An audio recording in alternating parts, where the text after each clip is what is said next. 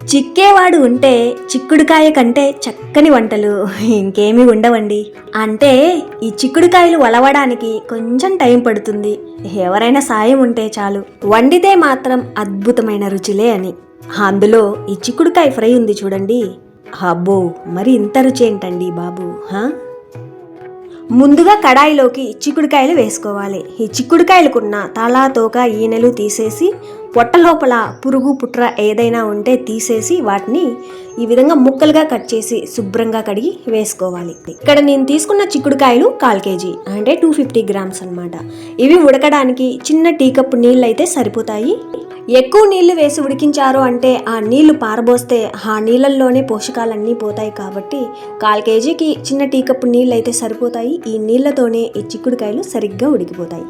రుచికి సరిపడా సాల్ట్ కూడా వేశాక మూత పెట్టి లో ఫ్లేమ్లో ఉడికించుకోవాలి. లో ఫ్లేమ్లో ఉడికించుకోవడం వల్ల వచ్చే ఆ ఆవిరితోనూ ఆ వేసిన ఆ కొంచెం నీళ్లతోనూ చిక్కుడుకాయలు సరిగ్గా ఉడికిపోతాయి.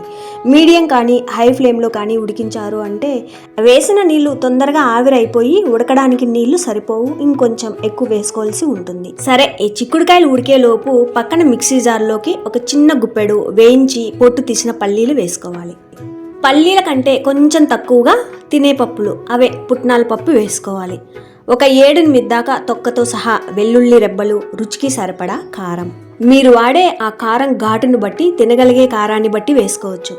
నేనైతే బాగా కారం ఉన్నది ఒక ఫుల్ స్పూన్ అయితే వేసుకున్నాను. రుచికి సరిపడా సాల్ట్ లేదా రాళ్ళ ఉప్పు. ఆల్రెడీ చిక్కుడుకాయల్లో కూడా సాల్ట్ వేసాం కాబట్టి ఇక్కడ వేసే సాల్ట్ కొంచెం చూసుకొని వేసుకోవాలి. వేసిన వీటన్నిటినీ కూడా మధ్య మధ్యలో కలుపుకుంటూ గ్రైండ్ చేసుకోవాలి మెత్తని పొడిలా. చూడండి ఈ విధంగా. ఈ పొడి ఈ చిక్కుడుకాయ ఫ్రైలోకే కాదండి, వేడి వేడి రైస్, ఉప్మాలోకి, చపాతీలోకి కూడా బాగుంటుంది. ఇంకా వేరే ఏ ఫ్రైలోకైనా వేసుకోవచ్చు, స్టోర్ కూడా చేసుకోవచ్చు. గ్రైండ్ చేశాక ఈ స్టేజ్లో ఉప్పు కారం ఏదైనా తక్కువ ఉంటే సరి చూసుకోవచ్చు. సరే, ఒకవైపు ఈ పొడి రెడీ చేసుకుంటూనే మధ్య మధ్యలో కలుపుకుంటూ ఈ చిక్కుడుకాయల్ని మెత్తగా ఉడికించుకోవాలి. అడుగు అనేది మాడకుండా మధ్య మధ్యలో కలుపుకుంటూ ఉడికించుకోవాలి. ఒకవేళ నీళ్లు తక్కువైనా అడుగు మాడిపోతుంది, ఫ్రై మొత్తం మాడు వాసన వస్తుందని గుర్తుంచుకోవాలి.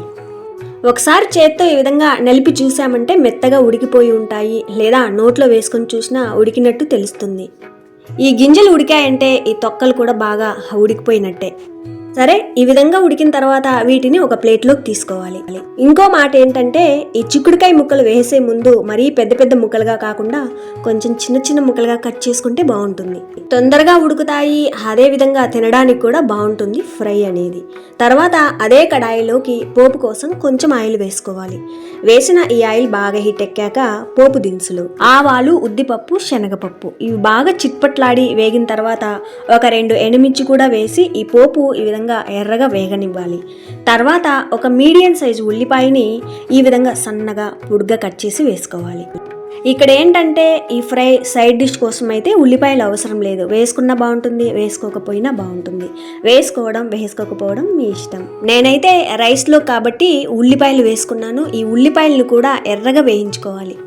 ఎర్రగా వేగిన ఈ ఉల్లిపాయ ముక్కలు రైస్లో కలుపుకోవడానికి కూడా టేస్ట్ చాలా బాగుంటుంది. చూడండి ఈ విధంగా వేగితే చాలు, మరీ ఎక్కువ నల్లగా కాకుండా ఎర్రగా వేయించుకోవాలి. ఇప్పుడు ఇందాక ఉడికించుకున్న ఈ చిక్కుడుకాయ ముక్కలు వేసుకోవాలి.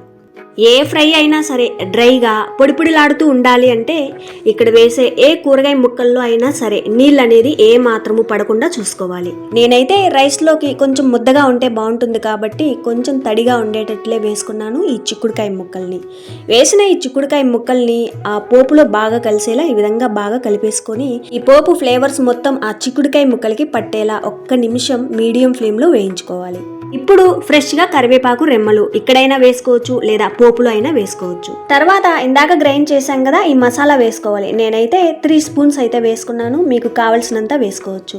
గ్రైండ్ చేసిన పొడి మొత్తం వేయకుండా ఫస్ట్ కొంచెం వేసి బాగా కలిపి తక్కువ అనిపిస్తే మళ్ళీ అయినా వేసుకోవచ్చు. సైడ్ డిష్ కోసం అయితే లైట్గా వేసుకుంటే సరిపోతుంది. ఇక్కడ పొడి వేసే ముందు లో ఫ్లేమ్లో ఉంచుకోవాలి. చూడండి మసాలా మొత్తం ఈ విధంగా బాగా కలిపిన తర్వాత ఈ స్టేజ్లో ఉప్పు కారం ఏదైనా తక్కువ ఉంటే సరి చూసుకోవచ్చు. మసాలా పొడిలోని ఫ్లేవర్స్ మొత్తం ఆ చిక్కుడుకాయ ముక్కలకి పట్టేలా అట్లా ఇట్లా కలిపి లో ఫ్లేమ్లో 1 నిమిషం వేయించుకుంటే అంతే.